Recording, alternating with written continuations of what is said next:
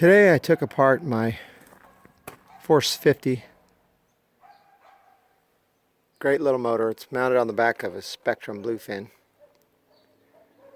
Took the lower unit off because I noticed it leaking gear oil right off of this bolt right here. I took it apart already. This is the lower unit. Has a gearbox down here for your prop.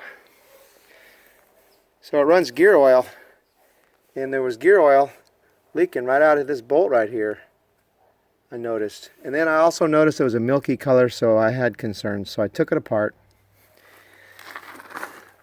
I loosened up the vent hole and removed the drain hole. This is what my gear oil looks like. Clearly has water in it. So you can't have a leaky gearbox. So I took it apart. I took these 4 bolts out. There's 2 bolts there, 2 bolts there. It's a number 14 wrench. The gearbox drops out. Got your shaft there, spined at the top. Right here is your gear linkage. Links up to that guy right there with a cotter pin. I took it off and I found at this bolt right there, look real close, it's a 14mm bolt.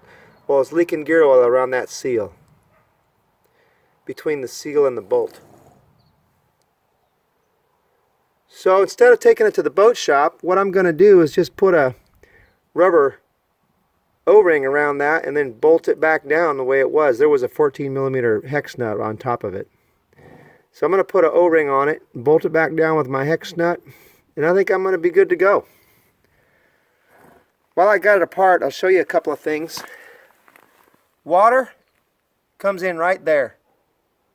And then there's a water pump right here. This guy right here is a water pump. The shaft turns it as you operate the boat, and it pumps water right up that tube right there. And it cools off the motor. And then it spits it out these 2 holes. The Force 50 does not have the old telltale. It has a spitter hole.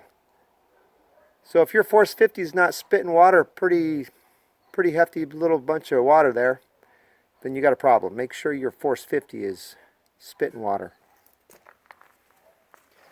So I'm going to put it back together, and I think I'm going to be good to go, and I'm going to get back out on the lake. Thanks for watching.